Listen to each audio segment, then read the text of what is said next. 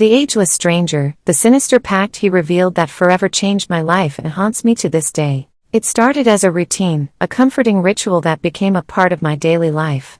Every morning, I would take my dog for a walk through the neighborhood park, a peaceful oasis in the middle of the bustling city.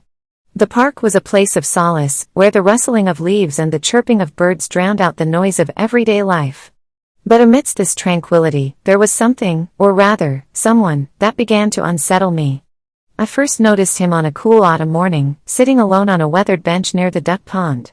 He was an elderly man, perhaps in his late 70s or early 80s, with a kindly face framed by a neatly trimmed beard and a pair of thick-rimmed glasses perched on his nose. He wore a tweed jacket, the kind you don't see much anymore, and a flat cap pulled low over his forehead.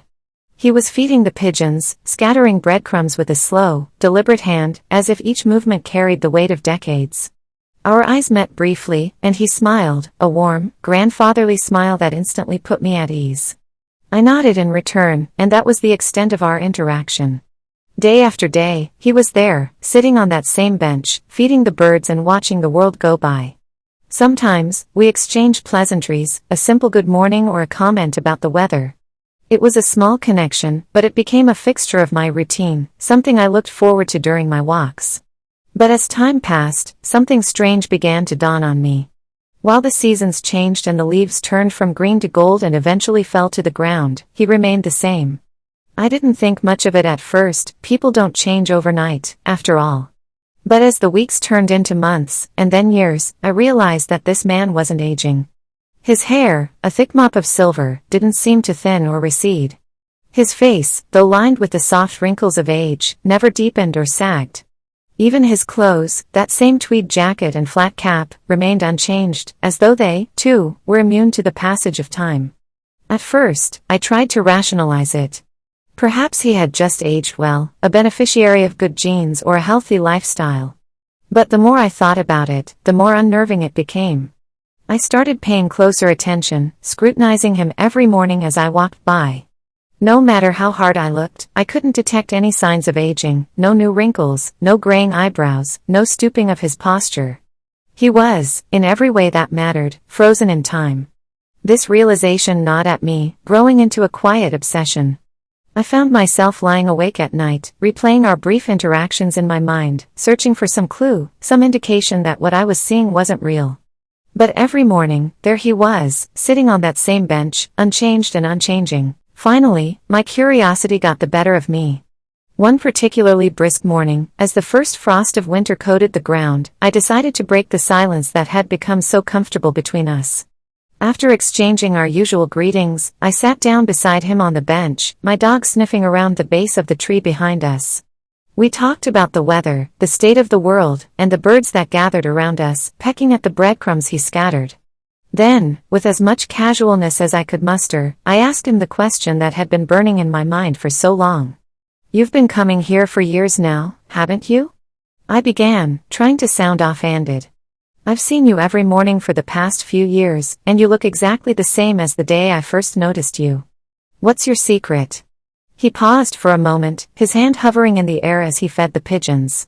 He turned to look at me, his eyes, blue and sharp as ever, holding mine in a gaze that seemed to penetrate deep into my soul. For a moment, I thought I'd overstepped, that he would brush off my question with a laugh or a change of subject. But then, he sighed, a sound that seemed to carry the weight of centuries.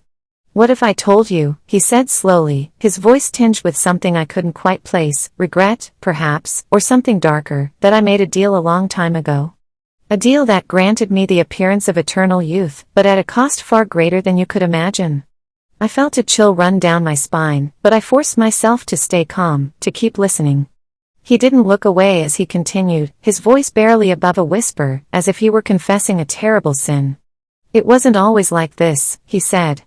"Once, I was just like you, living my life, aging as people do. But I feared death, feared the unknown that lay beyond. And so, when the opportunity presented itself, I took it. I made a pact with something. I don't know if you'd call it a devil, a spirit, or some ancient force, but whatever it was, it granted me what I asked for. I would never age, never grow old or weak. But in return, I had to give up something far more precious. I was hooked now, every word he spoke sending another wave of unease through me. "What did you give up?" I asked, my voice barely steady. He looked down at his hands, now still in his lap, and for the first time, I noticed a sadness in his eyes, a deep, abiding sorrow that hadn't been there before. "My humanity," he said simply. "I may look young, but inside, I'm old, so old. The years have passed, and with each one, I've lost a part of myself. I've watched people I cared about grow old and die, while I remained the same. And now, I'm nothing more than a shadow, a relic of a time long gone." His words hung in the air between us, heavy and oppressive. I didn't know what to say, what to believe. Was this some kind of elaborate joke? A story made up to entertain a stranger? But the look in his eyes, the weariness in his voice, told me otherwise. Before I could ask more, before I could dig deeper into the dark tale he was spinning, he stood up. He brushed the crumbs from his lap, gave me one last, knowing look, and said, "Goodbye." I watched him walk away, his figure growing smaller as he disappeared into the distance. I wanted to call out, to ask him to stay, to tell me more. But something held me back, a sense of finality, as if I had been given a glimpse into something I wasn't meant to see. The next morning, I went back to the park, hoping, praying, that he would be there. But the bench was empty. The pigeons were there, pecking at the ground, but there was no sign of the old man. I waited, even walked the length of the park, searching for him. But it was as if he had never existed, as if he had vanished into thin air. Days turned into weeks, and still, he didn't return. The park felt emptier without him, as if the very air had changed, grown colder, less welcoming. I couldn't shake the feeling that I had stumbled upon something ancient and dangerous, something that was now watching me, waiting for the right moment to reveal itself. I began to look at myself in the mirror, searching for signs that I was still aging, that time was still moving forward for me. And though I saw the familiar signs, gray hairs, deepening lines, I couldn't help but feel a growing unease. What if, by hearing his story, I had become part of it? What if his deal had somehow been passed on to me, binding me to the same fate?